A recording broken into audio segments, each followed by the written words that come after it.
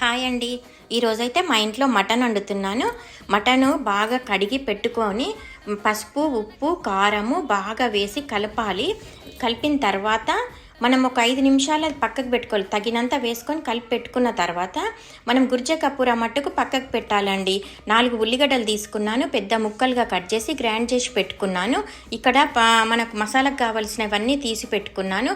యాలకులు, లవంగాలు, దాచిన చెక్క మట్టుకు పొడి చేసి పెట్టుకున్నాను. ఇక్కడ గిన్నె పెట్టి నూనె పోసి వేడైన తర్వాత ఆకు, మసాలా దినుసులు వేస్తున్నాను. తర్వాత ఉల్లిగడ్డ గోలిన తర్వాత మనము దంచి పెట్టుకున్న పౌడర్ వేసానండి. లవంగాలు, దాచిన చెక్క పొడి వేసేసాను. ఇందులో వేసిన తర్వాత మనము మటన్ వేసుకోవాలి.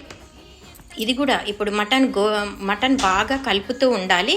కలుపుతూ ఉండి కొంచెం గోలిన తర్వాత నీళ్లు పోసుకోవాలి. బాగా ఉడికిన తర్వాత 5 నిమిషాల ముందు గుర్జే కపూర వేసి కొత్తిమీర వేసి దింపేయాలి.